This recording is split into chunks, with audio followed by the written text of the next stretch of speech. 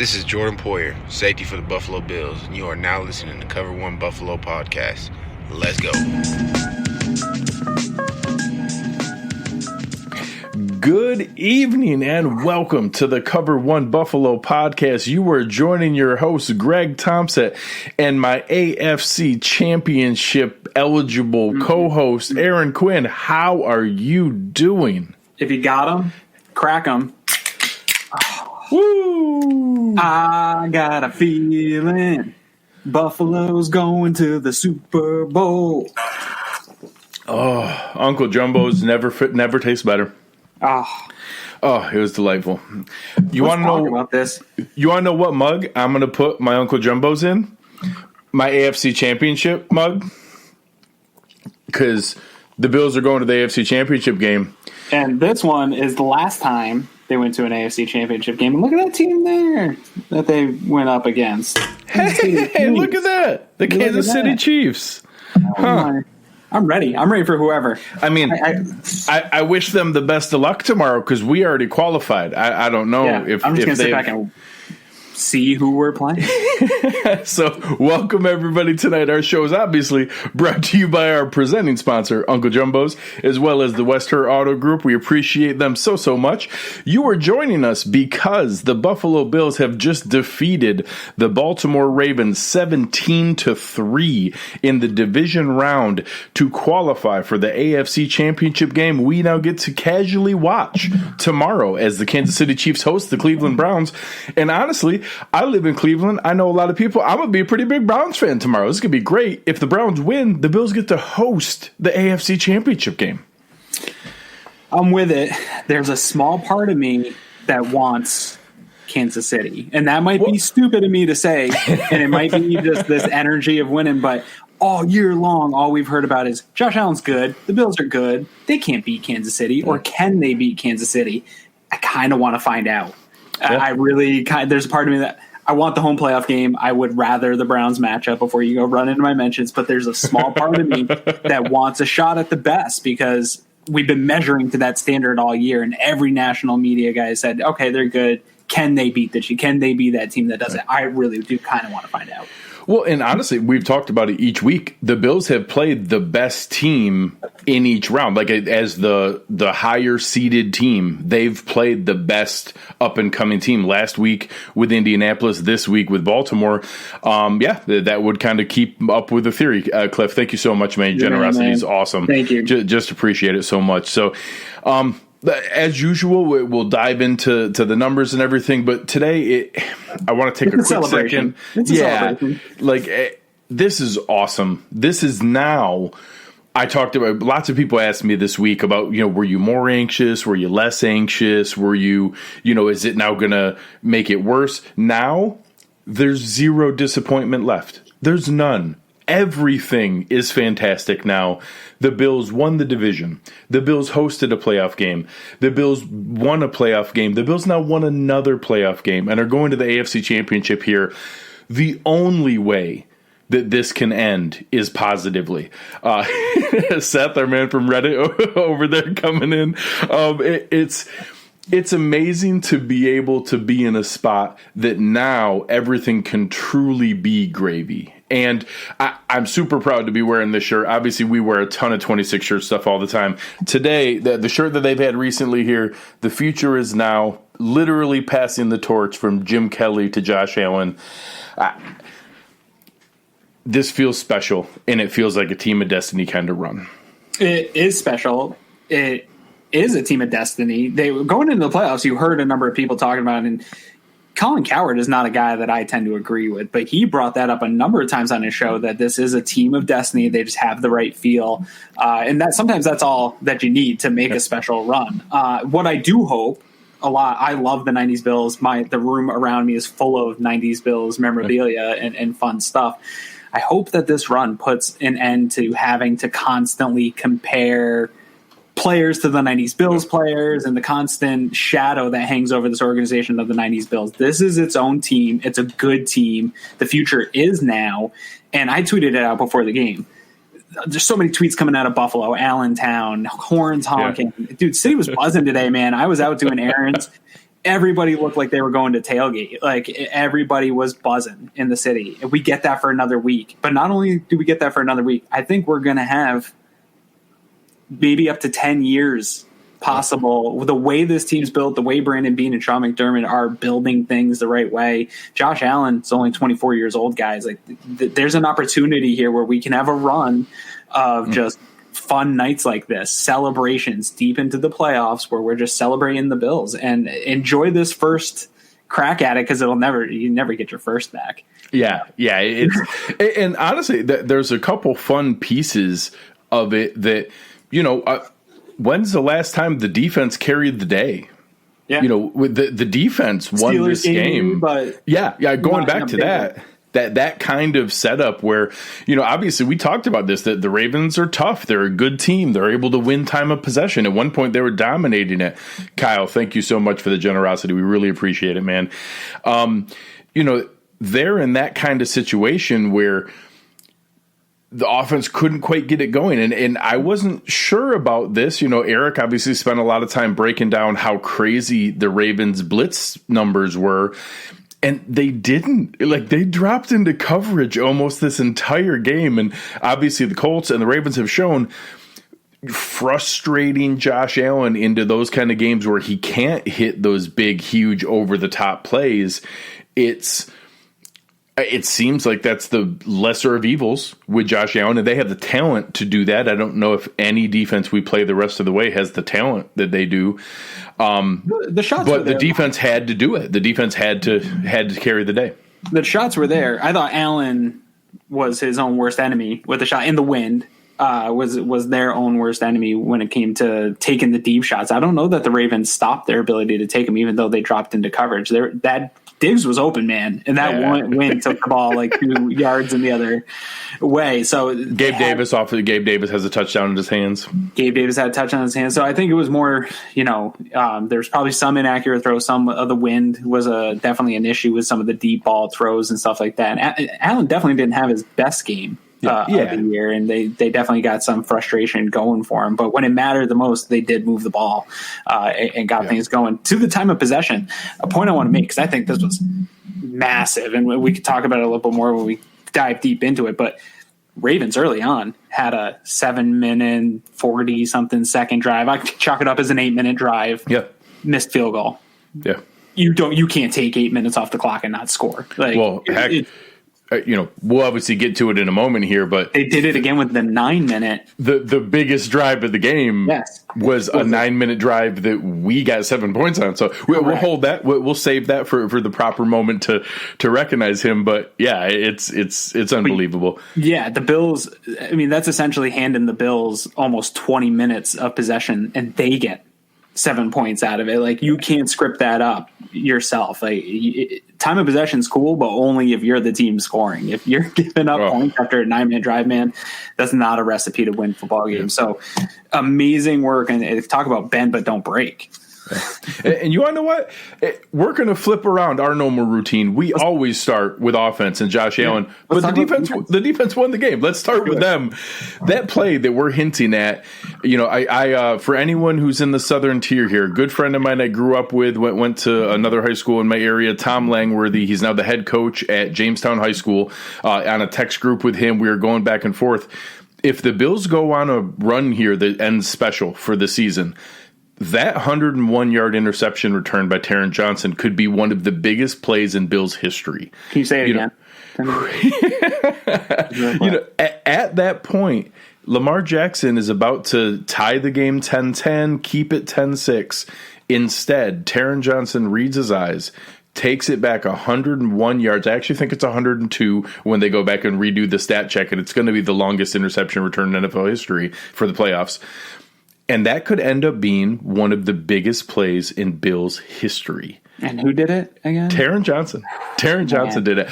I'll give you the floor for a moment.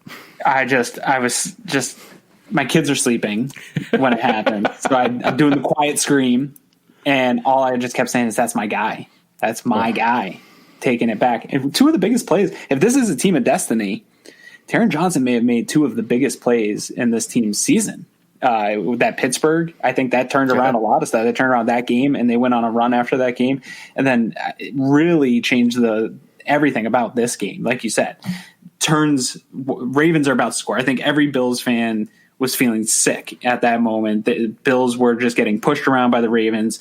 It looked like there was nothing we could do. Lamar could take that ball down and run it in from 10 yards out. Like they have so many weapons that they should be able to score from that position. And then Taron gets it. Not only gets it, takes 101 yards. Trey White just leading the way with a clean block on Lamar. Just a beautiful moment. I'm so happy for Taron. He has gotten run through the ringer on Twitter. And some of it deserved, some of it not. But for him to step up in a big way in a big game, and like you said, it might be one of the biggest plays in Bills history if they do something special here. Good for him, because I love when guys have become scapegoats by the fan base after losses or stuff to really be able to come back and have some success. And we saw a number of this in the game today. Trent Murphy stepped up, had a big play on Lamar after being activated due to Daryl Johnson's injury. Good for him. Levi had a number of pass breakups and a couple nice tackles in the run game. Had the big sack on Lamar that pushed him out of field goal range, leading to that first missed field goal kick. So guys that got dragged on Twitter here throughout the year had a pretty good game in the biggest game of the Bills' history in the last 20 years. Yeah. So first, huge thank you to Nick. That's incredibly generous of you. Thank you so much. Nick is one of our most consistent contributors in the Cover One Slack channel. Make sure you guys come and check us out there. Awesome time to be able to jump aboard there. It was a fun time in there tonight. You mentioned it, Jerry Hughes, one of the best games we've seen from him in a long time. You saw it was really minimal when you saw Lamar Jackson or Huntley, who honestly didn't look that different from Lamar Jackson late in that game. Very minimal breaking contain, and a lot of it was those 4 or 5 second ones where eventually something's going to open up and they're carrying guys down the field. Murphy looked fantastic, perfect read on the one play, just absolutely perfect. Keeping the shoulders square, not going crazy, was ready to turn and run with them to the corner if he needed, then broke back down square again. You can't ask for more than that. Jerry Hughes was in there all the time, several flash plays from both Harrison Phillips and Ed Oliver. It was really, there were moments when the Baltimore Ravens got their running game going that were a little concerning here or there, but that bend but don't break mentality showed up over and over and over again, whether it was forcing them into a difficult field goal attempt or into a 4th down attempt or whatever it would be. They consistently, again, like the Colts game, they made plays when it mattered. The thing that impressed me most about Jerry is for the majority of his career here, he's been a kind of pin your ears back and super aggressive and almost aggressive to a fault. Late hits, always some kind of penalty. Yeah, exactly. This game, though, he was super controlled, right? He did get in there a number of times, but also you saw a number of plays where he came back in to fill contain lanes where Lamar was going to just step up into the pocket and go, and he was the guy kind of popping back, seeing that lane, filling it, containing. We saw Trent Murphy do that a number of times too. That you saw Lamar spinning around in the pocket 3 or 4 times early in that first half where he was just spinning around, couldn't go anywhere that he typically can. And I thought that was, Eric brought up here, I don't know where his comment is, but it's team defense for the line to be able to communicate like that and know that, hey, this lane's open. Yeah, I'm rushing the passer. I got to come back and fill this lane because he's going to step up and take it. It's very in the moment to have that type of control to know, because it's easy to pin your ears back and play aggressive. You're taught to do that your entire life, to be able to have that control in the moment to know that you have to come up and make that play. Taron blitzing off the corner, not just the big play. He creates pressure when he fires his gun off the corner, whether it's the run game, whether it's in the pass game. Consistently gets home. Yeah, I didn't love that they started out the game with Klein in the base package. It's fine. Klein had a number of fine plays too. It's okay. Taron plays at a different level, in my opinion, in both the run game and as a blitzer, and even if there's any advantage in the run game, it's so minimal because of how strong Taron is in the run game that I'm sure AJ Klein is a little bit better tackler than Taron Johnson, but it's minimal, and then it's light years different in the passing game that, I'm fine if we go back to just nickel every single snap again. He's earned it. He's a step faster, obviously, too. So you saw cut it off angles. late in the game, cutting off angles and pushing a guy out of bounds. He didn't need to tackle him, but Klein still gets there, but it's maybe 3-4 yards further downfield. So our man Dean in here in the chat, we appreciate you. I heard this comment from a couple other folks, including some reporters, that, if Leslie Frazier's stock was being considered for the Houston Texans job, his stock went up a little bit further tonight. So certainly maybe something else we have to deal with both of our coordinators being considered. But those are the kind of problems we have when we have a team in the AFC Championship game. That's just what happens when your team's that good. Yeah, and I am super excited for Leslie Frazier. I've been pounding the table that I think his name should have been brought up a little bit more here throughout the season, even than Brian Daboll's. I know what Daboll's done has been excellent, but Frazier's had more long-term success as a coordinator since he's been here with Sean McDermott. His run in Minnesota was not as bad as people think. He was a pretty good head coach. He turned around a team. Yeah, they were like a 3-win team his first year and then became a 10-win team the next year. Like, bad coaching doesn't do that. The organization wasn't good. So I'm super happy for Leslie Frazier. I think the job in Houston's his. When that type of stuff comes out that somebody's a clear favorite, but they're still in the playoffs, you have to assume that that's a good league. I'm pretty much assuming both coordinators are gone at this point with the information that we saw today on Twitter. Yeah, Eric pointing out that with Ricard, who they technically call a fullback, the man's 315 pounds. That's a main guy. He's bigger than many guards in the NFL. He's 315 pounds playing fullback. So as Eric points out, the personnel kind of dictated you needed to climb down there. So yes, Patrick Ricard versus Taron Johnson, that's probably a concern. That's probably something that you want Klein in there, but either way was still incredibly impressive. So you guys are awesome tonight. So generous. It's unbelievable. We really appreciate you guys. And I think if you're going to consider Leslie Frazier, consider his tenure with the Bills. Consider the 3 years that were top 3, top 2, top 5 defenses. Sure, this year hasn't been to that caliber, but there were reasons, and it was also with an incredibly explosive offense. I don't think he lost his fastball by any means. I certainly think he's earned that overall.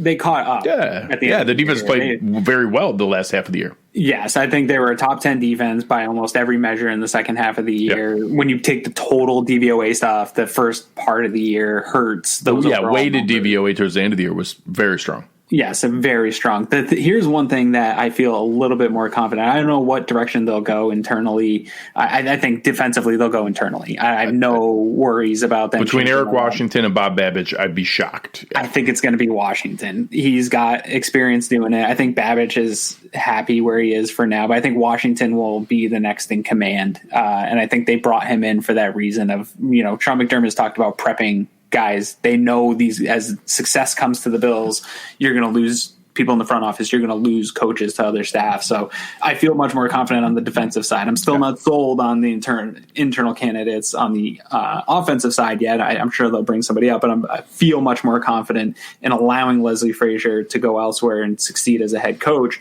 and that we can kind of keep this thing together. And you posted something about a potential comp pick if Frazier goes. So we'll dive into that for a moment here. So as the league has obviously struggled with the Rooney Rule, with representation, when you talk about the number of minority players versus the number of minority position coaches versus the number of minority coordinators and head coaches, the jump from player to position coach actually isn't bad. Like, there's decent representation in the NFL at the position coach and scout level. It's that there hasn't been movement to the higher levels of coordinator, head coach, GM, and things like that. So with the Rooney Rule and the way that the Fritz Pollard Council took a step forward, was they wanted to reward teams by developing guys who are ready to be promoted to the highest level. So if a team has a minority candidate promoted directly from their staff into a head coach or GM job, those are the only two, head coach or GM, that team that lost the coordinator or lost the assistant GM, like if Lake Dawson or Malik Boyd were to get selected for a GM job, that the Bills would receive 2 third-round compensatory picks in one in 2021, one in 2022, right? The sandwich picks between the third and the fourth round, like you would get for losing a free agent. I like the idea of it. I will say the Bills are going to kind of benefit from that because Leslie Frazier is not the intention of that rule because we didn't develop him into a head coaching candidate, but the Bills will benefit from it, and I certainly won't give the draft picks back. I like the idea. I think it's worthwhile to develop people who need opportunity and deserve representation. But if the Bills lose Leslie Frazier to the Houston Texans, the Bills get 2 third-round picks for it, which if somebody offered me a trade of 2 third-round picks for Leslie Frazier, I think I'd probably say yes. So I'm open to it. Sure. Absolutely. Yeah. No, I think it's super interesting. So let's dive in a little bit more to this defensive performance because it really felt like a almost historical performance to hold the team to 3 points. I know Lamar Jackson missed much of the second half, which I hope that he has a speedy recovery. Hate to see a guy go out in a situation like that. But he did not look comfortable for any point in that game. Really throughout the game, even the nice plays he made where Chris Collinsworth was saying, oh, this is, MVP Lamar. It was him like running around for his life, just getting the ball out before getting hit. He was taking shots. 9 carries for 34 yards and 3 fumbles.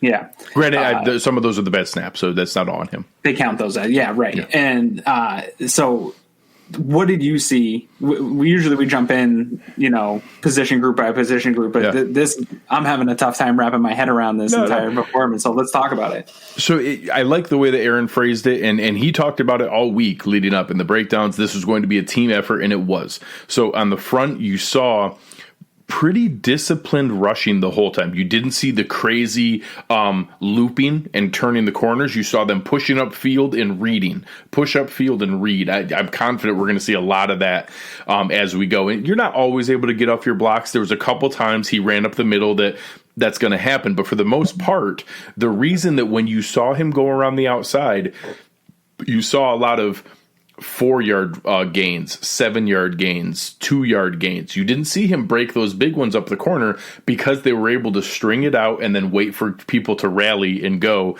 Our friends Drew and Chris over there, I did win a bet with our friend Drew, who's going to buy me a delightful white linen steak dinner that's going to be able to really enjoy it to show that the Bills deserve these wins.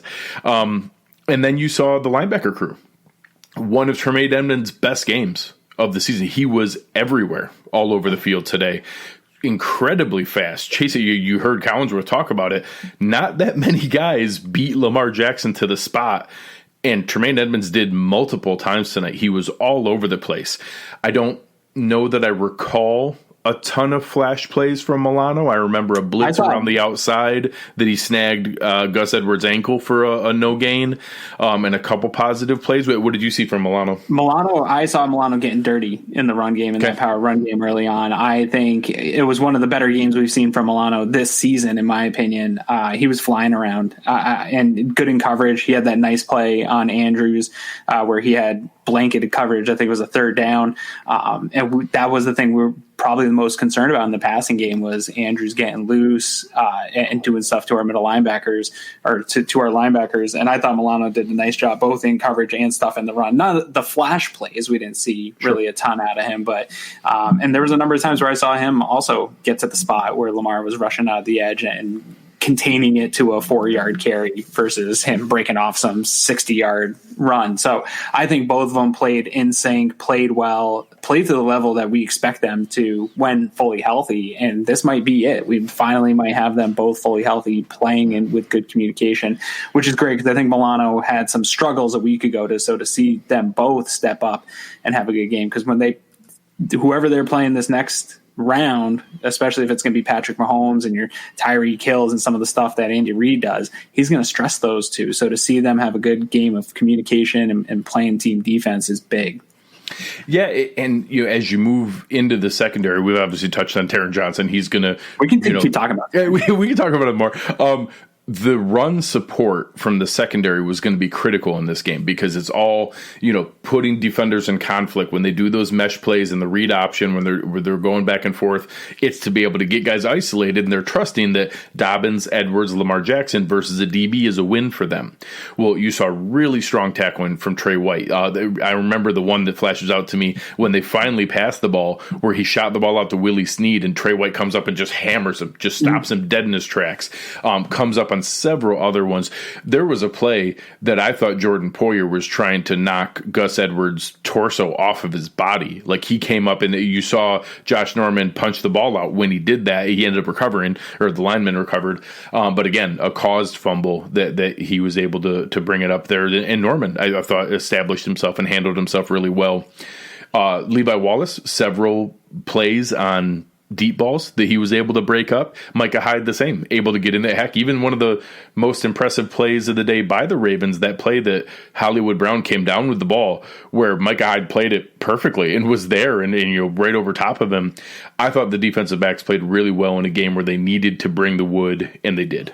Yeah, and really, a guy like Levi is something we've seen really from him this year in terms of solid tackling. He's never going to be a guy that's going to really lay wood on people, but he's become a really solid tackler. And we tweeted out, Eric and I were talking about it earlier this week about his tackling efficiency and the jump that he made from last year to this year. And I think that's one of the most important parts about being a defensive back in this defense. You're going to give up receptions. You're going to have to be called on to come up in the run game and hit run fits. If you can't tackle, that's where the liabilities come from. We all talked about early in the season that Levi and Taron Johnson were liabilities. Well, I can live with some receptions, right? Like, it's going to happen in the NFL. Look at some of the statistics for the Ravens cornerbacks, who everybody pretty much considers some of the best cornerbacks in the league. They give up a ton of receptions.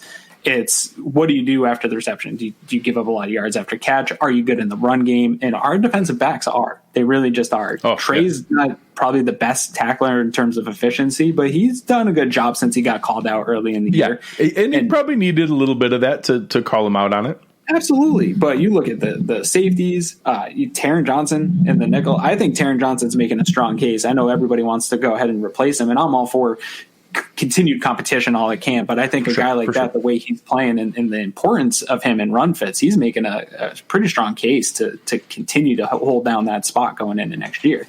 So I love what we're seeing out of the DBs, man. Well, hey, how about this? I was nervous for a second when somebody had made a comment about we need to pay Taron Johnson his money, and I was like, wait a minute. He's not coming up as a free agent, is he? No. I was like, wait, we don't have, that's not one more hole we have to deal with. Like, I was freaked out for a minute. We don't. We still have him under contract in 2021. We will have to deal with that in 2022. But yeah, when somebody brought that up, I was like, oh my gosh, I've been so focused on Darrell Williams and Feliciano and Matt Milano. I don't have the energy to add Taron Johnson to that mix. I'm all for grabbing another cornerback to try to replace Levi. They've been trying to replace Levi for 3 years now. Seriously. And he just keeps sticking around. But they got him locked up as an undrafted free agent. He's going to be on another cheap. I think this is his final year as in the undrafted free agent contract. Yeah, so we will have to actually give Levi Wallace a real contract next year. We'll get into all that kind of stuff as we go. But Levi Wallace, we lost our last freebie year with him of the restricted free agent tender, but we'll get to that.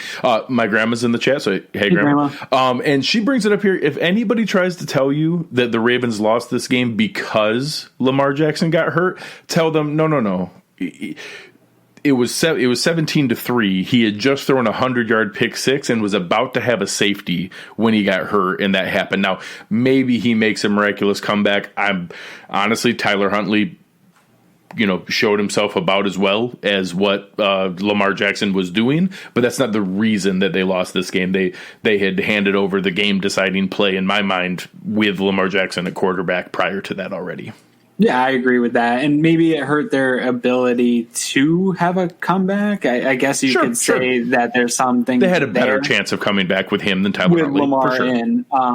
But that's, unfortunately, again, I wish Lamar nothing but the best, and I hated to see him go out. But that's sometimes the way this game goes. And there's tons of opportunities where Josh is in the same position where he can go out and the Bills are going to have to face a team without him. So that's part of football, unfortunately. And I'm actually quite surprised that the Ravens didn't do, I guess there's not a lot of guys out there, but didn't do more to solidify that backup spot where you see the Bills going after Kenny Stills. You see the Bills going after Devonta Freeman, and those things might have to come to those are guys they can lean on in the next week if Gabe Davis's injury is significant, or we heard about Singletary holding his hamstring. Like that's why you go and get more guys on your practice squad for this playoff run. Yeah, it's odd, and obviously, they did explain on the show. Our man Eric there is always in the chat and everything. We appreciate you very much. They talked about it that the Ravens had RG3, and then they had Shea. Trace McSorley was going to call him the other Shea Patterson. The other crappy Big Ten quarterback that didn't any good. Come on. and now got to the point where it was Tyler Huntley. But going through it, it's interesting. So Eric asked a good question here. You've seen a lot of negative narratives over the last 25 years. Yeah, a lot of them. What's the one positive narrative that you see going to the title game after this one? The Bills have a franchise quarterback, and he's a superstar in the NFL. Yeah. You can't change that. And how about this? Like some of the stuff that you normally see in situations like this where, people, I'm sure there are people out there who are saying that, Josh Allen had a bad game. Josh Allen's bad games now are 62% completion percentage, 206 yards, and a passing touchdown with no turnovers. That's his bad games now. Yeah. Our quarterback's bad games are 200 yards, 62% completion percentage, a touchdown, and no turnovers. And that's in swirling wins with crazy wins where the best kicker in NFL history and the best rookie kicker in NFL history went 1 of 6, and punters were having balls come backwards in the air. It was a pretty incredible performance. And you're spot on that the reason for optimism and the positive narrative is the Bills have a franchise quarterback. Dude, it's unbelievable. We've been Bills fans so long. I mean, we've attached ourselves to some pretty mediocre players that we've gotten excited over. Not to take anything away from guys that have been on the Bills over the drought and all that stuff, but we attached ourselves. I have jerseys in my closet full of mediocrity. I'm not going to lie. Like guys that other fan bases are like, oh, yeah, I remember that guy. We now have a guy that the league wants on prime time.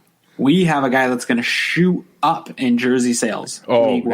Josh Allen will be. I'll make this case. Josh Allen will be number 1 in the NFL in jersey sales at some point here in the future. Yeah, we have a guy that are going to. Young fans that don't live in Buffalo are going to become Buffalo Bills fans because he's so good. We have this guy too. And Stefon Diggs, exactly. Yeah. But we have real superstars in the NFL right now, and that's huge. It's an exciting ticket to go get a Buffalo Bills ticket here in the future and say, I saw Josh Allen play football live. That's where we're just at. Wait for the folks who run the season ticket office whenever, obviously when we come out of all this nonsense and everything going on and you're allowed to have that stadium full, we are going to max out season ticket sales. That is absolutely going to max out to the limit that they're allowed to give. Yeah. So all right, we're kind of running backwards here and going through. Yeah, I got to kind of catch my breath of where we're at here. You guys are unbelievable tonight. Thank you so much. Your generosity is incredible. Yeah. We really, really appreciate you guys. So we're going to flip around backwards. And now we're going to go and look at the offense now. So we just talked about Josh Allen. This was a game where early on, I didn't necessarily think it was the wind, or I wasn't realizing that it was the wind, and I was worried that he was jacked up. And as it went along, and it became pretty obvious that the wind was nasty, and you saw Collinsworth and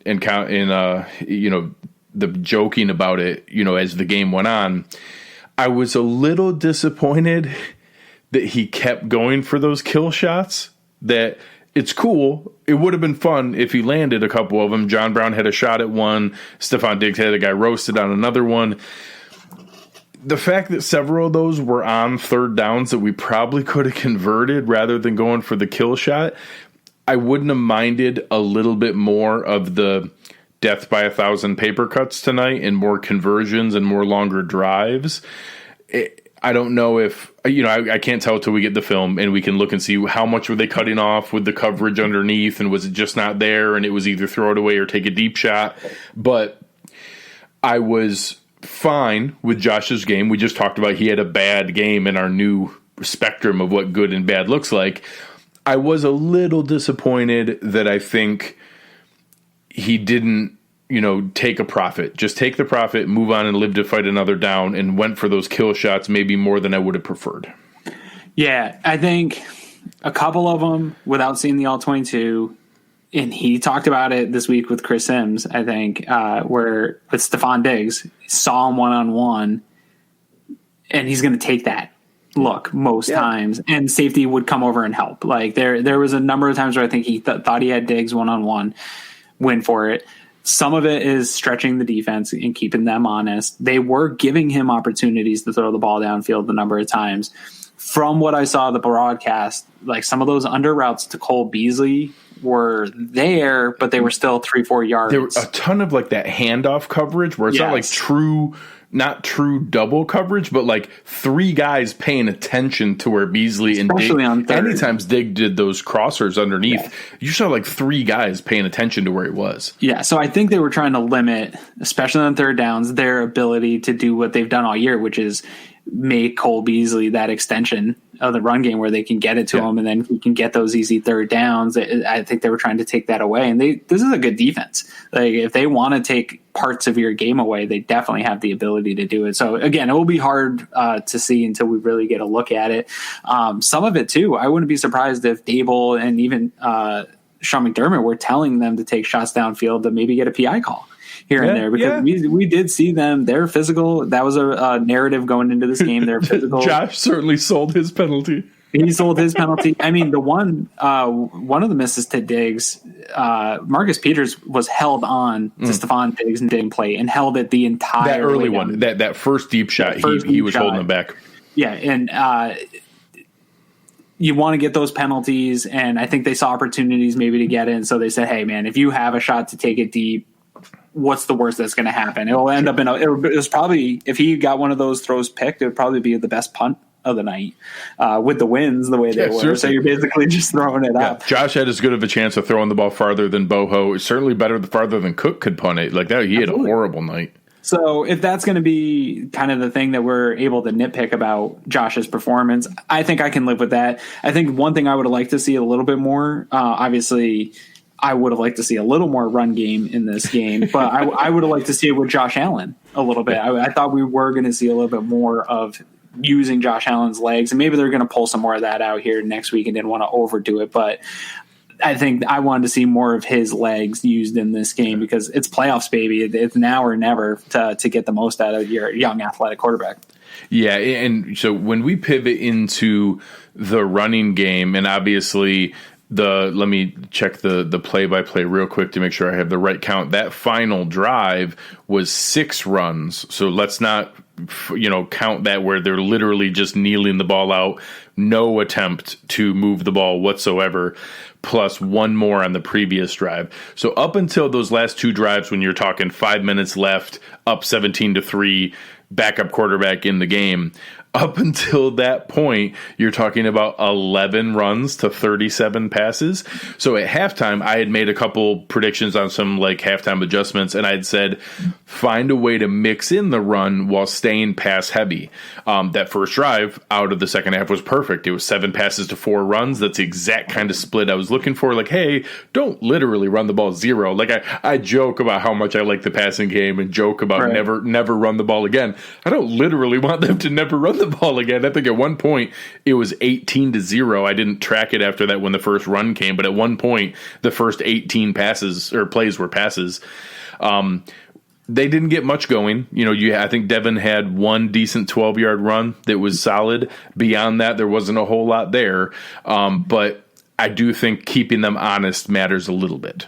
Yeah, I think the analytics crowd takes it too far that you don't need to ever run the ball to get a defense to stay honest or to get play action to work or anything like that. I don't agree with that. I think there has to be some threat of the that you're at least going to try it once in a while, because if they can just pin their ears back, that's where a guy like Josh Allen can get in trouble. And we don't want him taking those hits with it, where a team's just able to pin their ears back or dictate coverage to us. You have to be able to at least have the illusion like that there's a possibility you're going to hand the ball off. And they did do a lot of play action. A lot of play action that, you know, I've read the numbers. I've done all the different studies. I get it. I still think there's a piece of the mental part of it that if you don't run the ball at all, that play action has to be a little less effective. I think so.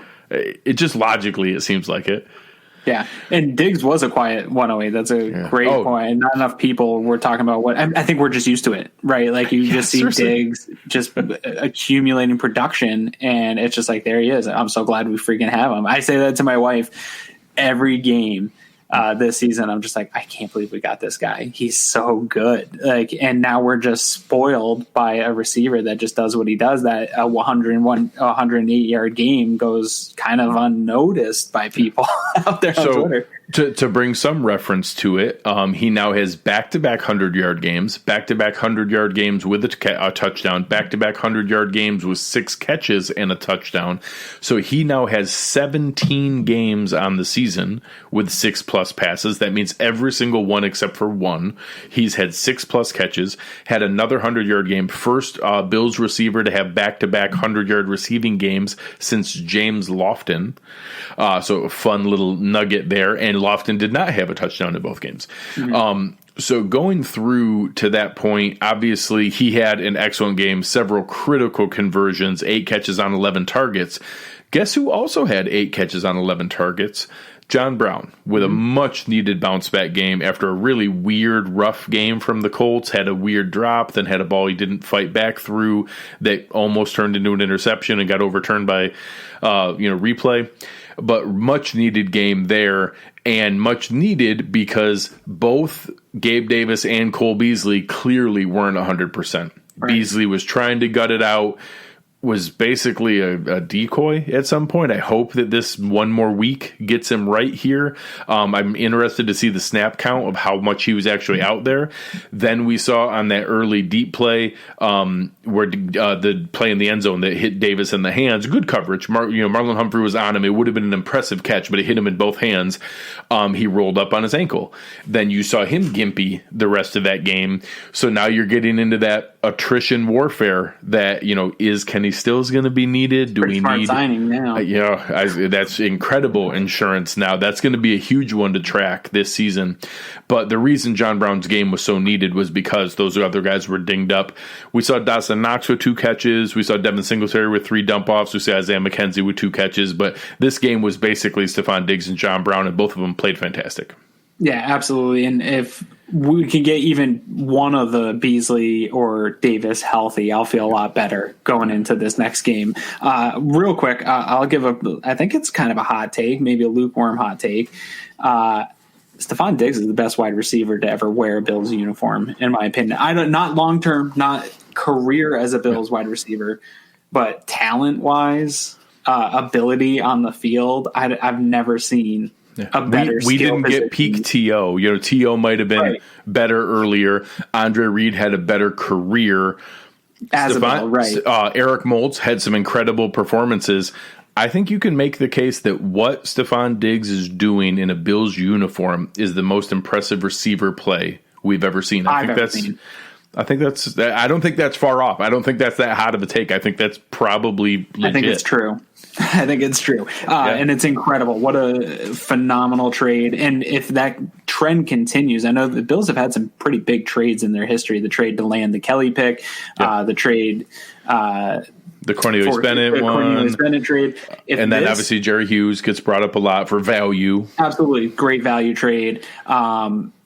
If the Bills make this special run that we're talking about the Taron Johnson being the biggest play in Bills history, this trade by far will be the biggest trade in Bills history. And I think it's already up there. Yeah. And for everyone who likes to throw out here, there's no reason to crap on the Vikings. They did trade away a guy who's a superstar. They also used the pick to draft a really promising, coming superstar, very exciting, looks like upcoming superstar.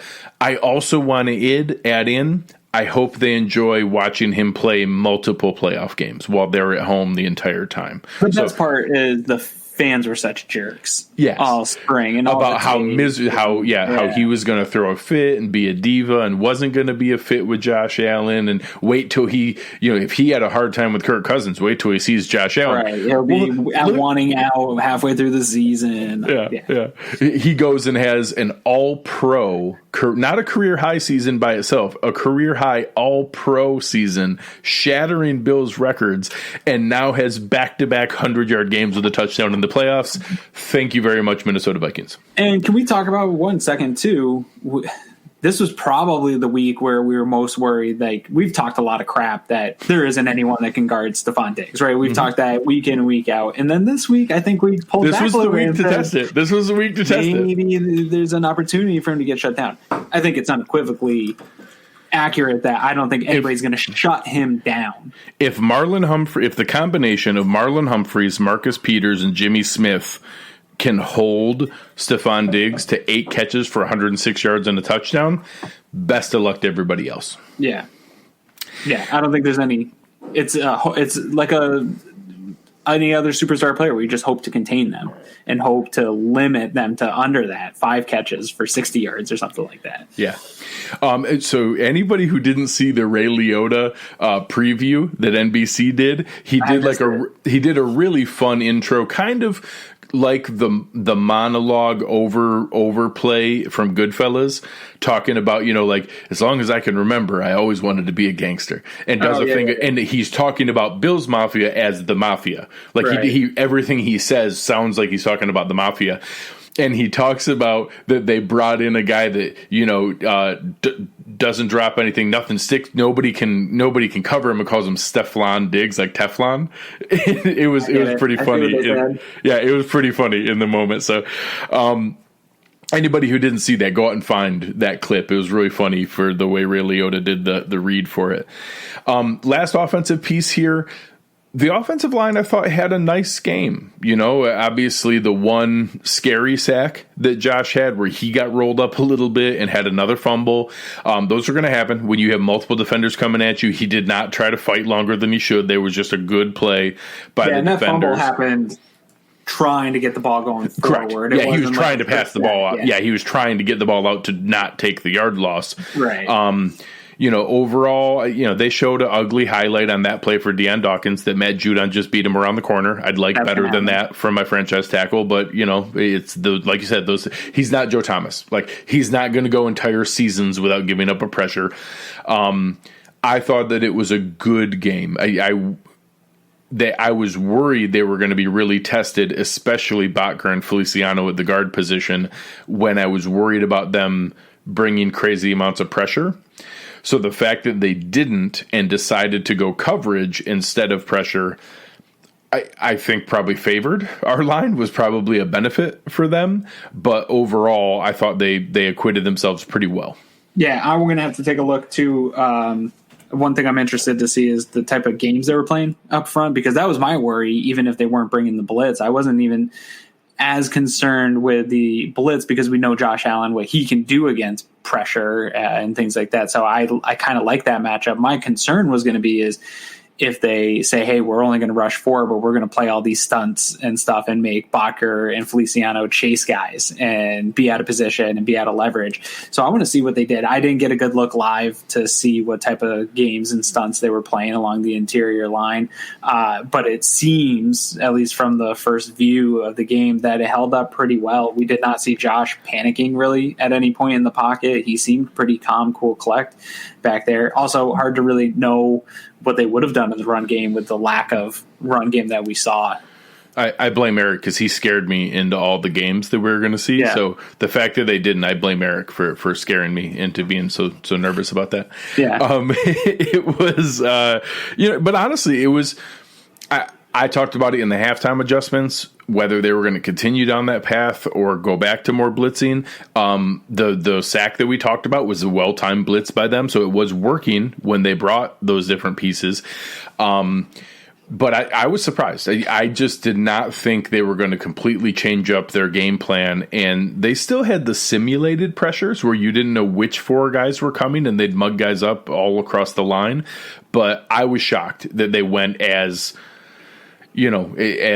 conservative as they did, dropping guys out. And it was interesting. And obviously, to have Josh have one of his poorer games of the year, it was relatively effective to that point. The Bills offense put up 10 points, so it wasn't like it was a terrible game plan, but it was just interesting. I was surprised to see it. They definitely were able to keep the Bills out of the end zone. Yeah. And whether or not that was all on the defense or Bills kind of hurting themselves a few times.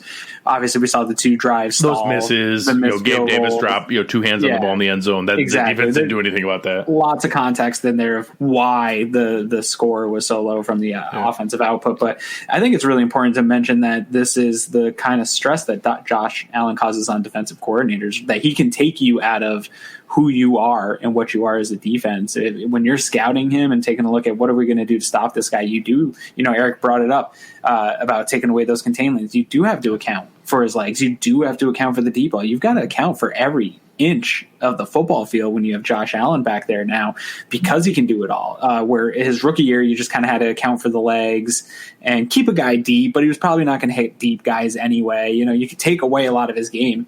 Good luck. At this point, to a defensive coordinator, I wouldn't want to put together a game plan with these weapons that he has for pass catchers and his just God-given natural ability and his improvement. I don't think I could come up with a scheme or a game plan to really totally stop that. Yeah, and I thought it was creative and obviously it was relatively effective. And Eric talking about here, you can't do it all game. So I was surprised in the second half they didn't switch it up more.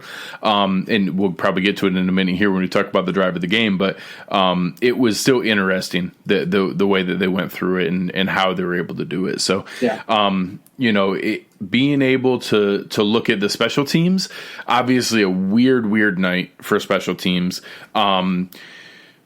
Both kickers, 1 of 3. Both kickers, Justin Tucker with a double doink 2 of them off the upright. Tyler Bass with 2 misses on some tough kicks that were hard to know what to expect. Sam Cook, the punter for the Ravens, had a horrible game. Bojorquez had a decent game, had one really good punt, another one that checked up at the 2 that bounced too high, and Tywan Jones couldn't bat it back into fair play.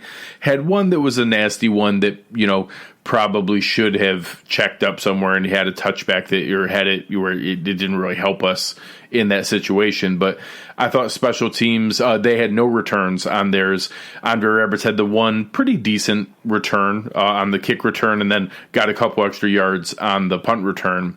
So I didn't know exactly what to expect from that standpoint, but I thought it was at least a slight advantage for Buffalo, but nothing special in special teams because of how weird the weather was. Yeah, it was a super weird weather game for special teams, but they weren't the problem. In the game. Correct. And that's really the big issue when you have weather like that. Obviously, if that game gets closer, the kicking game you could have said would have been a problem, but it was an equal problem for the Ravens. It's not like the Bills kicker was the only one missing and Tucker was nailing his kicks, and then you kind of have a problem with Bass at the end of that game. And I saw a couple of the local reporters give it oh, this is a terrible game for Tyler Bass. This is when you just chalk up, man. The winds are swirling, everyone's struggling, the ball's going all over the place. I'm not going to get mad or think that he has to carry that as a negative performance for himself. He equaled the greatest kicker in NFL history. Exactly. He had the same game as the greatest kicker in NFL history, the best statistical kicker in NFL history. Right.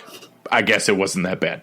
I'm not worried about it. Yeah, he didn't shank any of the kicks. All the misses were either him trying to adjust, guessing what the wind was going to be. The one that missed just wide left was him guessing the wind was going to blow it back, and he aimed for the upright, thinking it would push it back in.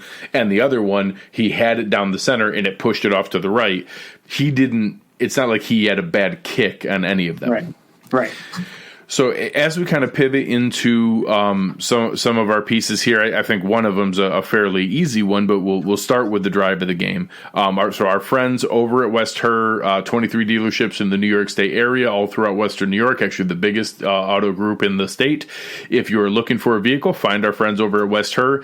Take that beautiful dream car for a test drive. And our drive of the game, I'm guessing is going to be the same one, but maybe you get creative with it. I'm going to go with the drive coming out of half. Super creative. The early third down with that read option that was really an RPO that Josh had his eyes on the defender the whole time, pulled it back and flipped it over to Dawson Knox. Ends up being the 3-yard touchdown to Stefon Diggs, where again, they baited them into not having the defenders over there and then put the trip set off wide, and they only put 2 defenders over there, and Josh slung it out there to Diggs before they could get anybody out there. I was pretty impressed with it, and obviously getting the first touchdown of the game to take the first real lead was pretty critical. Absolutely. I would have gone with that, but I'm going to go with the longest drive of the game for the Bills, and it was a 9-minute drive that ended in 6 points for the Bills, and it's the Taron Johnson interception. I think that was the drive of the game for the Bills because their backs were against the wall. Yeah. We talked about it. This might be the biggest play in Bills history, depending on what happens next. So, to me, that's the drive of the game, turning point of the game. That showed that they do turning point. That's going to be the play of this week. Wow. That play was everything to me. I haven't checked my beats per minute on my watch yet of how it'd be fun to find that spot. At the spot where that was, it just skyrocketed because it was fantastic. So, I'm giving every award that's possible to that. Yeah. Well, and I mean, let's talk about the context a little bit. You're talking about the Bills just went down and scored. We didn't get our double dip at half. We got the double dip. Yeah, oh, that's awesome. That's fantastic. The Diggs touchdown and the Taron return is the double dip. I'm gonna tweet that after the show. You watch. They go back. The Bills take the lead, 10-3. Finally got a touchdown, feeling good. And then the Ravens come right back, and it was a 15-play, 66-yard drive. So, obviously, driving down the field, consistent movement. They finally got a little bit going. Down after third down. Yes, multiple third downs on that drive, and get all the way down there where it's third down, 3rd and goal from the 9. At that point, you're kind of sitting there kind of negotiating. You're like, all right, well, if we can hold them here and they just kick, it's 10-6. It's not too bad. We'll get the ball back. And then at 10-6, you're talking about a very different game of what the mindset is, what you're doing. Obviously, Baltimore's taken back some of the momentum and feels good about their first real established offensive drive of the game, the first time to get into a goal-to-go situation. And then Taron Johnson, they showed, I mean, the replay is perfect. Literally just reads Lamar's eyes the entire time. Lamar never sees him. He's trying to get the ball to Mark Andrews, which we saw later on. It goes back to him in the end zone again. Floats in front of it. And then the replay on this is going to be awesome to see when we get the full film, because I saw Justin Zimmer flying down the field. Somebody said that they tracked him at 18.5 miles per hour, which was the second fastest any defensive tackle has moved all season in the NFL. And huge kudos to Trey White, because the reason Taron Johnson scored on that play is because Trey White was sprinting his butt off down the field to get ahead of Lamar Jackson, positioned himself to make a smart, intelligent block, not to get called for anything stupid, and to position himself to let Taron go the whole way. And, it just turning point, momentum flip, game-changing play, like every cliche is what that play is about. And that's why I picked it as the drive of the game. I mean, it really, to me, just meant so much. I mean, you flip the game at that moment. And really, there was maybe some moments where I was like, oh, okay, maybe they can get something going here. The Ravens can and get back in this, because it's still only a 2-possession game, maybe. But really, from that moment on, I was going to the AFC Championship game in my mind. No, I mean, once that happened and they were up 17-3, I certainly had that thought in my mind to say, oh my gosh, we're going to do this. We're going to do this. This is incredible to be at that spot. And it's pretty awesome. It's pretty awesome. Yeah. our friend from the Hoof podcast is in here. Anthony Romeo in here with a pop quiz. How much time have the Bills been down this postseason? It's not zero, because I know Indy took the lead at 1 point 10-7, and it wasn't long, and we answered before the end of the half. So tell me the answer. Yeah. If Anthony doesn't look here, I'll try to look, or if he doesn't tell us in the chat here, it's not more than it's not 10 minutes. I bet it's not 10 minutes. I bet they've had the lead, been tied, or had the lead for 110 of the 120 minutes, and it might be 115 out of 120 minutes. But I'd feel a lot better about that stat if we had a couple blowout victories. That Indy game was too close for me to care how long they had the lead for or not, because it could have got taken away at any moment. Where this one, you felt pretty secure that they weren't going to blow this lead. But one thing here, 8:07 until 14 seconds left. So yeah, about 8 minutes. We've had the lead for 112 of the 120 minutes. So that Ravens drive that ended in 7 points was longer. Yeah. Then we were down the entire season, or the entire postseason. Yeah. And kind of talking about that, you talked about how clean they were able to play and no stupid penalties on that play. I think that's something that we didn't talk about enough in this game. Was we didn't see, where I feel like traditionally, even in the Sean McDermott era, you see a number of dumb knucklehead penalties from the Bills. We saw the offsides. That sucked. It was on a third down, I think, and we saw the offsides by Klein. That one's a tough one. I think when you're lining up along the ball, that naturally you tend to curve along so everybody gets their eyes in on the ball. That's a tough one. I'm not going to totally chalk that up as a huge dumb penalty, but we didn't see any egregious pass interference. We didn't see a ton of late hits on the quarterback. Nothing really stood out to me as the Bills are playing dumb and they're going to blow this game really on either side of the ball. So kudos to playing clean. Yeah, I believe that's also back-to-back games with 2 penalties for the Bills, which at one, but yeah, two penalties for 7 yards against the Colts, against the Ravens, 2 penalties for 11 yards. When I heard it was Clete Blakeman, he was the referee for the Bills' 2 highest penalty games of the season. So I was a little bit nervous. I'm like, I don't want that to impact the game. I don't want that to be a deciding factor in how well the Bills play. Do you think that's a real thing? I think I bet if we go back and look at the game, the Bills probably committed a lot of penalties. Sure. Some crews are a little more ticky-tack in their DPIs, and that guy just calls more things, and it's pretty consistent throughout the year. No. If he's ticky-tacky, it'll be... I mean, it could have hurt the Ravens more than the Bills, which today it did. They had 8 penalties. Right. So on top of that, at one point, the Bills had the most penalties in the NFL. They finished the season like top 5, and at one point had the most in the NFL. So... it's something I know, our friend Joe Marino over on Locked On Bills did a show about.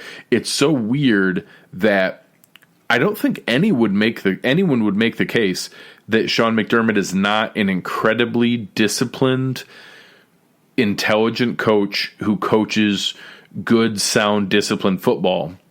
And we, at one point, had the most missed tackles in the NFL and the most penalties in the NFL. And it's just a weird thing that comes from it. It's just odd. Yeah, but coaching can fix it over time. Sure. And obviously this year it has. Yeah. Awesome. So, thank you very much, John. Really appreciate you, John. You guys have been awesome tonight. So let's flip over one more segment here. Before we get to this segment, because this is going to lead it in, what's in my glass? It's a beautiful orange cream soda by our friends at Uncle Jumbo's Distillery. So get your hands on it. If you love like orange creamsicles, I'm telling you, the first sip of it brings you back to your childhood in the best way possible. It's really good. It's really, really good.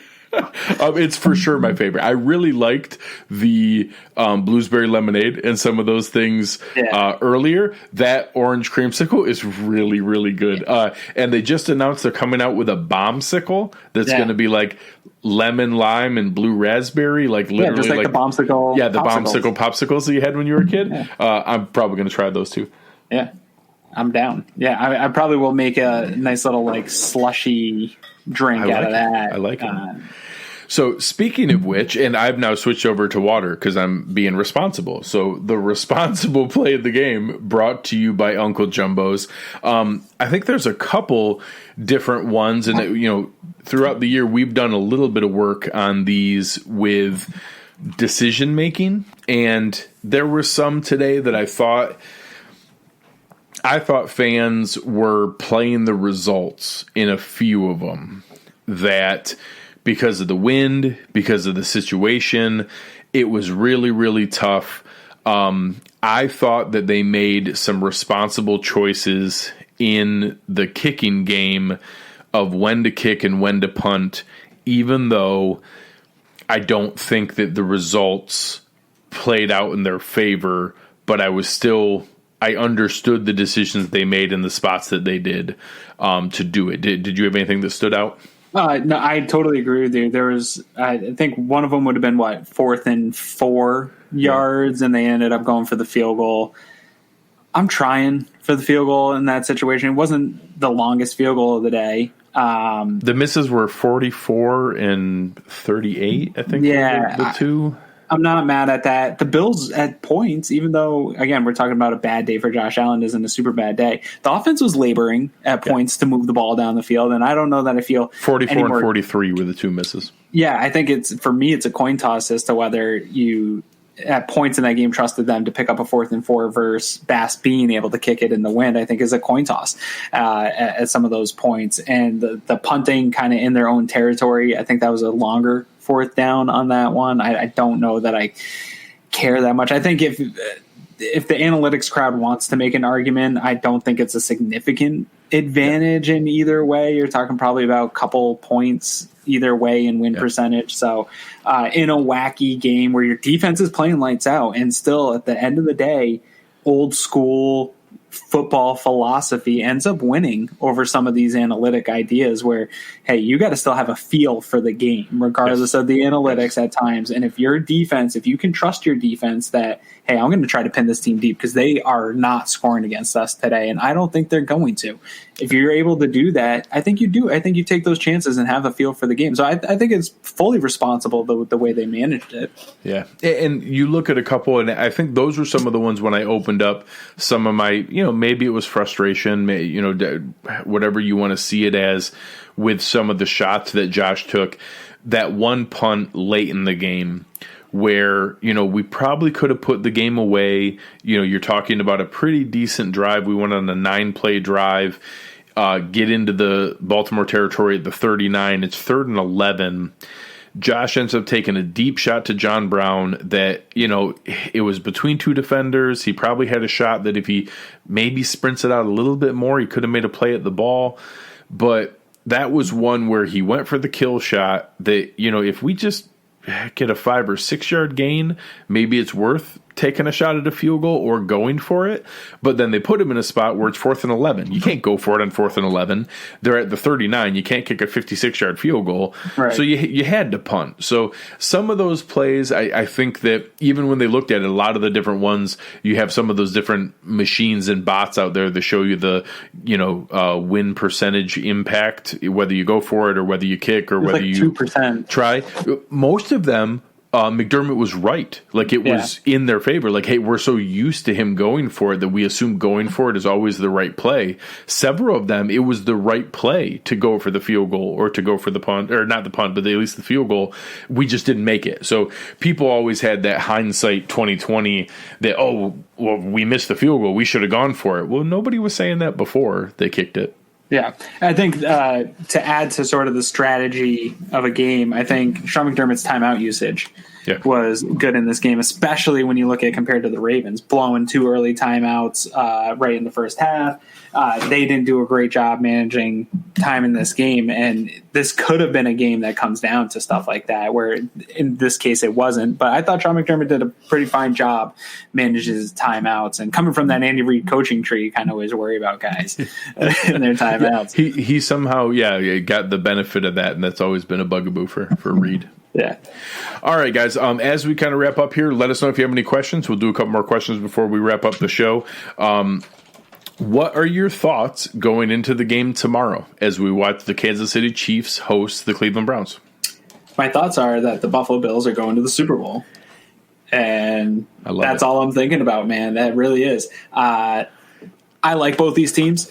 I have no animosity for either team whatsoever. Nope, I really don't. And there's interest to me in both games, but either one of them winning. I really like the idea of having another home game. I would like to take an L. I discredited the idea of 6,700 fans and the impact it would make. It made a significant impact. I tweeted out at one point that the fans were the MVP. When you saw them just going backwards and backwards, it was that 3rd and 24, 3rd and 28, 3rd and 29. That was all the fans just rocking that place. They mentioned it multiple times on the broadcast that going into it, they had heard the Bills players saying, "Oh, this sounds like more fans than it is," and they kind of laughed it off. But then when they got there, they said, "Yeah, no, it does sound like a lot more fans." So kudos to Bills Mafia. I kind of downplayed what that would mean and the significance of having fans in the game. So I would like to see Cleveland come to Buffalo. I think that'd be a fun battle of bad Lake Erie teams over the last 20 years. I think that's a fun game up to play. But like I said at the top of this show, there is a big part of me that wants the best. I want a shot at the Chiefs. All the stuff that we've heard from the national media all year long that the Bills need to compare to them, I would like to compare to them and go toe-to-toe with them for the rights to play for the Lombardi. No, and I think it's hard because the analytical part of me tells me that we would benefit from playing the Browns. Yeah. We have a better chance of beating the Browns when we beat the Chiefs. There's a part of me that I'm not afraid of anybody. I'm not afraid of playing the best teams and to beat the best. To be able to prove that the Bills can beat anybody, can win any game that they need to, and to be able to earn everything that they have. And it's, I don't know, it's tough. I live in Cleveland. My wife is a Cleveland fan. My father-in-law is a Cleveland fan. The best man at my wedding is a Cleveland fan. I'm going to be rooting for Cleveland tomorrow. I am. I'm going to be rooting for the Browns. I think their fans deserve it. I think I'd rather have it benefit the Bills and to play them if the Chiefs win, which they should. The Chiefs should win this game. They're favored by 10 freaking points. I'm not worried about it. I'm not nervous. I think the Bills have just as good of a chance of beating them as anybody else. Yeah, and both these teams present unique matchups to the Bills where whoever wins, and we have to get into it, there's opportunities. Like, I don't think the Chiefs, I think nationally will get all the love that the Chiefs are going to win that game. I think the Bills will probably be a favorite and get a lot of love that the Bills should win that game. But the Browns definitely present, similar to how the Ravens did here, some matchup issues for some of the things the Bills aren't good at. Bills did a great job stopping the run in this game. I think that the Browns have a little bit more of a balanced attack, so it's not like getting the Browns is some easy out either. Like, that's, if the Browns come to Buffalo, that's going to be a tough game. That's not going to be some easy out on the way to the Super Bowl. It's going to be another tough game. That's a good team. They're playing hot at the right time too. They took the Ravens right down to the wire in that game that they played them, and the Ravens were supposed to be one of the hottest teams in football. So hey, I'm just going to sit back and enjoy playoff football because I know my team's playing next week. Yeah. I was really worried about, like, we got all day tomorrow. Was I going to just be sulking and like miserable that this was our last show of the season? But now I get a whole week. I get to keep my flag up for another week. I put my little playoff flag that came in my playoff box. I get to keep that thing up for another week. Everything just stays the same in this happy little Bills world that we've created, and I couldn't be happier about it. Yeah. Lucas with a good question. Do you think Devontae Freeman is active for the next game? I know you commented on it. Some people said they saw Devin Singletary holding at his hamstring. I think it's completely dependent on that. They showed tonight they're going to have two active running backs in Tywan Jones. So if Devin Singletary is ready, it's going to be Singletary and Yeldon. If Singletary is not, we're going to play in the AFC Championship game with TJ Yeldon and Devontae Freeman? Yeah, we might. That might be the answer. I think it's more likely with what we've seen from the combination of both the new injury to Gabe Davis and the laboring from Cole Beasley, I think it's more likely we see Kenny Stills next week. Yeah, and he's been here, 8 days longer or something than Freeman. So I do think it's more likely we see Stills, but I think Freeman is more likely to play than Antonio Williams. Yeah, if I had to put a bet on that, if there was a prop bet for that, I think we're more likely to see Freeman than we will for Antonio Williams. So before you start running in my mentions that he was active or that he was brought up to the roster. An elevation. There's a thank you to him. That was just a nod to him. Probably insurance, too, in case somebody didn't feel good in pregame. We've seen Devonta Freeman pass protect in big NFL games. We've seen him in Super Bowls. He was in that Atlanta Super Bowl. We've seen him play in those big games.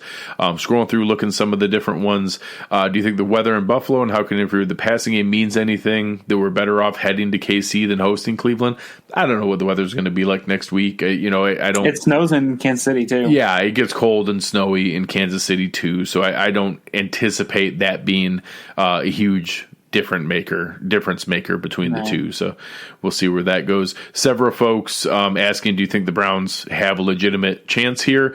Yeah. I mean, they weren't supposed to beat Pittsburgh, and they now get their coach back and Denzel Ward back and everybody else that's back in there. They have a shot. I think Kansas City's a 10-point favorite in Vegas for a reason. So I don't anticipate them winning, but of course they have a shot. They definitely have a shot. I think the Pittsburgh game was a little bit of that like sports thing where once the wheel starts rolling. Well, and like going into the game, nobody gave him a shot because of all the COVID stuff. I think I even was like, there's no way they're going to win with all this stuff against you. When you're backed up against the wall, similar, we saw it against Tennessee, right? Everybody went in there. They didn't have any practice. They didn't. When a sports team or individual has their back up against the wall, it is used as some, whether it's justified or not, as some motivation that just gets them to play in a different way. And I think we saw it unfold in that Pittsburgh game. And then really Tomlin blew it, not going for fourth down. He had a shot to come back in that game and blew it. So they didn't even really, it was a beatdown, but not a phenomenal one. I agree with Greg. I don't expect them to win, but there's definitely a chance. They have playmakers that could blow that game up.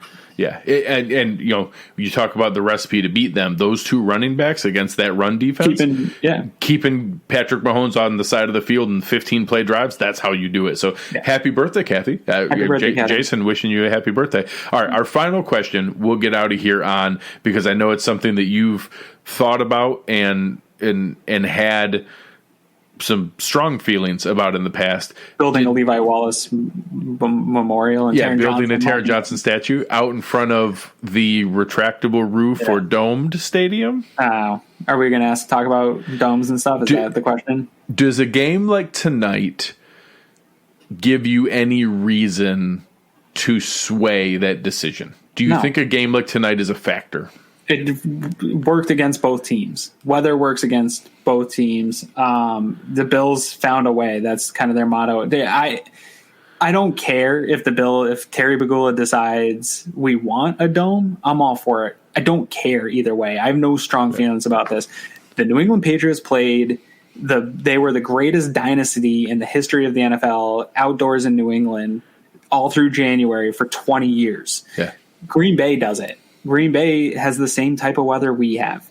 Cleveland hasn't been good. Like, you look at all these stadiums along the Northeast, the majority of them are open air stadiums. Yeah. Other teams go through it. Philly, the Giants, like, they all have bad, similar weather. Does Buffalo get lake effect snow? Yeah. Is it bad? Yeah. Is it regular?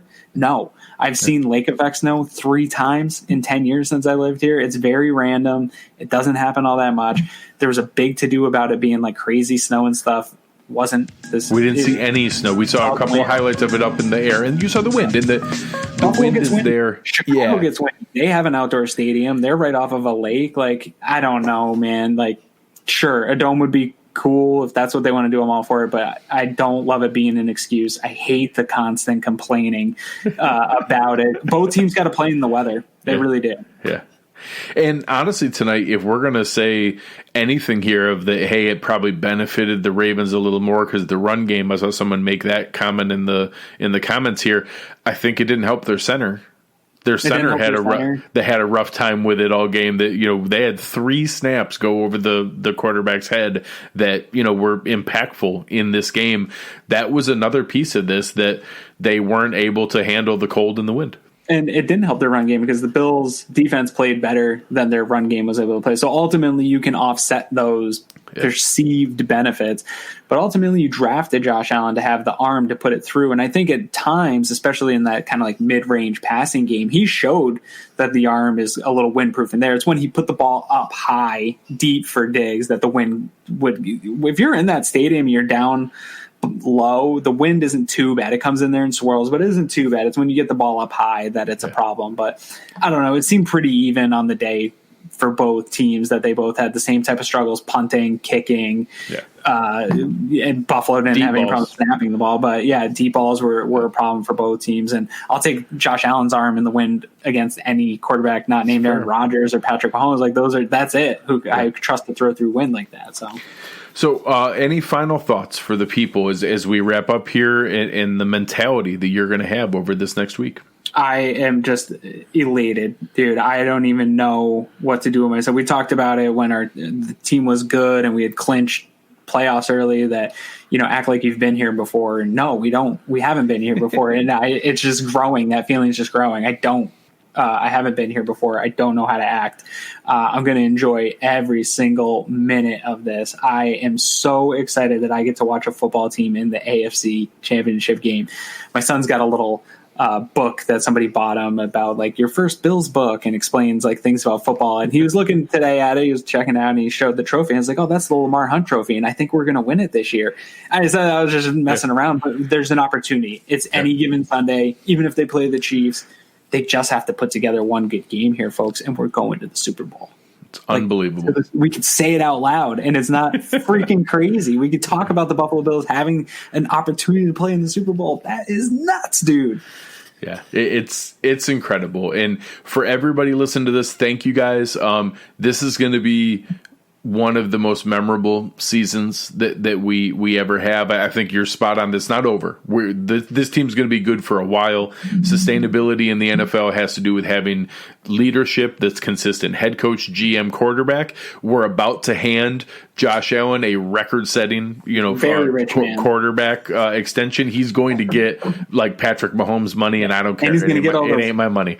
Cool commercials too. Yes, yeah. If you're sick of Baker Mayfield, wait until you see Josh Allen next year, because he's going to be in all the commercials, because he's funny. Like he's got a good personality. He's going to be in all the commercials next year, and it's incredible to go through this. So if you enjoy listening to us, if you can take a minute right now to give us a rating or a review, go on to iTunes and give us a review, subscribe to our channel in YouTube. I was looking, more than 60% of the people who watch our show and listen to our show don't subscribe to our channel. It will tell you when we're having shows. Please just click the button that says subscribe. It really helps us out a lot. Tell someone else about this. If you're at the grocery store and you're in line and you see somebody wearing a Bills shirt, be like, oh, you should check out the Cover One Buffalo show. You're going to love it. It's fantastic. Tell other people about it. Help us out. We do this out of the joy we have for this team, and to be able to help you guys enjoy it even more as well. So give us a like, give us a rating, give us a review. It really, really helps out. I just want to tell you to enjoy every second of this. Listen to all the other podcasts, watch all the other shows, soak in every minute of content that you can. This is going to be something that you guys never forget for a long, long time, and I'm going to enjoy every minute of it alongside you. This comment, any thoughts on how crazy it is the Super Bowl is back in Tampa, the place of wide right? I think about this a lot. I was talking to my wife about it a few weeks ago, that Super Bowl 25 was the Bills' first one. We're at Super Bowl 55, I believe, will be this Super Bowl. So it's 25, 55, and it's back in Tampa. Talk about a team of destiny. What would be a better destiny of getting that monkey off our backs, of going back to the place with so many horrible memories for all of us and be able to get that monkey off our backs. If you want to, so what you were rooting for earlier, if you want to take the real story and that we had the best team that we beat in the first round and knock out the Colts, then we beat last year's MVP with Lamar Miller. That next week we beat this, the reigning follow-up MVP with Patrick Mahomes and the Super Bowl MVP. Root for Tom Brady and the Tampa Bay Buccaneers to make their run through the NFC and for Brady to be the team in the Super Bowl, and that we could win our first Super Bowl by taking down Tom Brady. If you want to go for storyline, or we have that take it down. Aaron Rodgers, who's probably going to be who's going to be this year's MVP. We could be 3 straight MVPs in 3 straight weeks of the playoffs. So many good storylines to be able to go through. Absolutely. All right, guys. Thank you so much. We appreciate it. You can find Aaron Quinn on the Twitter machine at Aaron Quinn 716. You can find me at Greg Tompsett, GregTompsett. Thank you for our sponsors, Uncle Jumbo's and West Her. On behalf of Aaron Quinn and Greg Tompsett, you have been listening to the Cover One Buffalo podcast, and we are out.